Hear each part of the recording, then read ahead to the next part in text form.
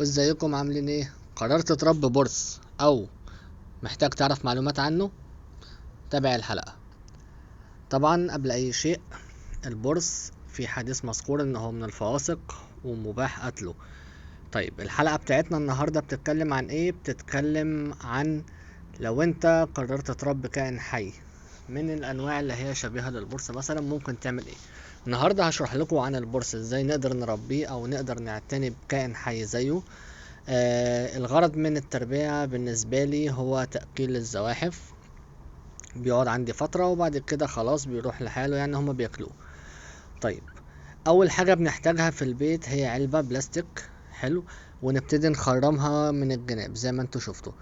طيب الأرضية هنفرشها ايه؟ هنفرشها رملة. وبعدين هيحتاج مننا غطا ومخبأ وحاجة خشنة يبتدي يغير فيها الجلد، وده هتشوفوه مع واحنا ايه بنتفرج على الحلقة.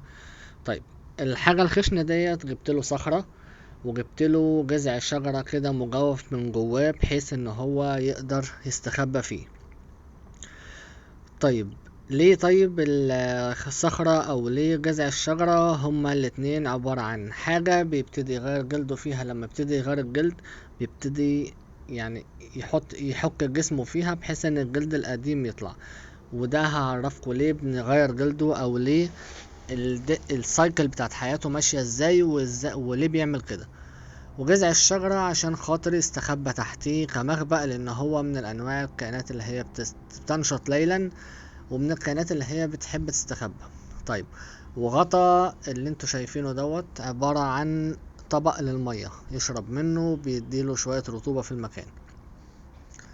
بس كده، هي دي مكونات البيت، عبارة عن الصخرة والمخبأ وطبق المية والأرضية مفروشة رمل. طيب نيجي بقى نشوف بطل الحلقة اللي هو عامل رعب للناس أجمعين تقريبا، الكائن المقزز بالنسبة لبعض الناس أو يعتبر لأغلب الناس. النهاردة يعني الاستفادة من الحلقة ان احنا هنتكلم عنه معلومات عنه، ونقدر نعرف هل هو بيجيب مرض البرص او الكلام دوت ولا لأ. ايه المشاكل اللي ممكن تقابلنا او اللي احنا متوارثينها ومعتقداتنا عن البرص. هل هو فيه سم او لا؟ كل الكلام دوت هنبتدي ايه نشرحه مع بعضنا ونتفرج على خلق ربنا طبعا في الكائن الحي اللي هو خلقه. مهما كان مدى حبنا او كرهنا للكائن الحي فهو في الاول وفي الاخر من خلق الله. فاحنا بنتفرج على الكائن دوت حاجة من صنع ربنا، وليس ان احنا نتكلم مثلا هل هو لازم نموته ولا لا الكلام دوت، لان الحديث المذكور ان هو مباح قتله. تمام، جميل. طيب ليه البورصة قدامنا بالمنظر دوت؟ ليه جسمه فيه ابيض وليه بقية الجسم لا؟ طيب ايه الابيض دوت؟ هو عبارة عن تغيير جلد. طيب ليه بيغير جلده؟ الزواحف عامة اغلبها بتغير الجلد لان هي غير قابلة، جسمها غير قابل للنمو، او جلد الطبقة الخارجية دي غير قابلة للنمو. طيب هل دلوقتي الجلد دوت بيتغير ليه؟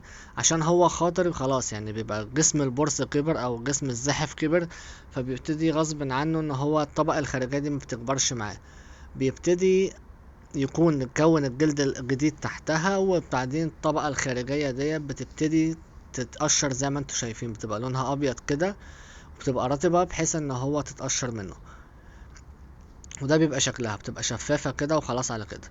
طيب هل البرص مثلا سام؟ لا، البرص ما فيهوش غدد سم، ما فيهوش سم عموما. البرص لو عض هو ما بيأثرش في البني ادم بشيء، ما بيجيبش امراض. البرص زيه زي اي كائن حي، في بكتيريا زيه زي الكائنات الحية التانية، زي اكنك حطيت ايدك في الرملة وحطيت ايدك في بقك بعدها. وهوريكوا صورة ليه وهو ماسكني من ايدي. طيب نوع البرص دوت ايه؟ دوت نوع اسمه ابو 4 نقط. ده من اكبر الابراص او الوزغ اللي عموما في مصر، بيوصل حجمه ل30 سنتي. وهوريكم الحجم اللي كنت انا ماسكه قبل كده وعضني من ايدي وكان ماسك في ايدي لان هو عنده اسنان كمان، ولو مسك جزء ضعيف في الايد او في الجسم بيعوره لان عضته قوية. طبعا اللي قدامنا ده صغير فعضته مش هتأثر ولا هتعمل حاجة. طيب، هو بيتغذى على ايه عموما؟ البرص من الكائنات الحية اللي في الطبيعة، هي ليها عامل كبير جدا في التخلص من بعض الحشرات، وأولهم وعلى رأسهم الناموس. طيب، بينشط ليلا علشان يبتدي يتغذى على الحشرات، وهتلاقيه دايما موجود في الأماكن اللي فيها مثلا لمبة أو فيها إضاءة خفيفة كده، وعلى الحيطان والكلام ده. طيب، هل هو بينشط الصبح؟ لا، هو أغلب الأبراص هتلاقيها دايما نشطة ليلا، بتتجمع في الأماكن اللي فيها حشرات صغيرة زي الناموس والدبان والحشرات، وأي كائن حي صغير يقدر هو ايه يصطاده وياكله. هنا زي ما انتم شايفين كان بياكل دودة من ديدان المستوردة. هو انا طبعا عامل حاجات للزواحف، فدي من ضمن الحاجات يعني. زي ما انت شفتوا الصورة كده، هو لو ركزتوا فيها هتلاقي عنده اسنان، دي كنت مصورها للبرص الكبير. وبرضه زي ما قلت لكم الصورة اللي فاتت كده هبقى اوريها لكم تاني، وان شاء الله تكونوا استفدتوا. طيب، هل احنا لو شفناه نموته وهو في البيت عندنا، ولا نموته في اي مكان نقدر نشوفه؟ بص، البرص من الكائنات اللي هي ليها عامل في التوازن البيئي، وليها عامل كبير جدا في التخلص من حشرات الضارة، واولهم زي ما قلت لكم الناموس. فلو قابلناه في مكان بره البيت او في مكانه الطبيعي، مفيش داعي ان احنا نقتله. هو ليه حياته وليه طبيعته، وخلاص هو متأقلم في حياته. دخل بيتنا او في منه اذى او الكلام دوت، نبتدي نقدر نموته. البرص ملوش جفن يقفل العين، فزي ما انت شايف بيبتدي ينظف عينه وبينظف وشه بلسانه، بيبتدي يلحس اللسان بيطلع لحد العين، بيلمعها وينظفها من اي اتربة او من اي مية او من اي حاجة. بس هي دي حلقة النهاردة، ويا رب تكون عجبتكم. لو في حد فيكم محتاج معلومة او محتاج يستفسر عن حاجة او يسأل عن حاجة، برضو انا معاكم تحت امركم. اهم شيء احنا كل اللي احنا بنتكلم فيه او مغزى الحلقة ان احنا نعرف هل البورصة فيه سم؟ لا، ما فيهوش سم. هل البورصة منه ضرر؟ ما فيش منه ضرر، وهو زيه زي الكائنات الحية التانية. هل بيبخ في الملح والكلام دوت؟ كل دي تخاريف وعادات متوارثة، مفيش اي لها اساس من الصحة. وبكده تكون انتهت حلقتنا، ويا رب تعجبكم. لو الحلقة عجبتكم ممكن تسيبوا كومنت وتسيبوا لايك.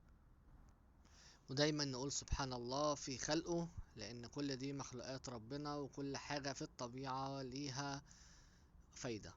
فربنا ما خلقش حاجة هباء ولا حاجة بدون فايدة. والسلام عليكم ورحمة الله وبركاته.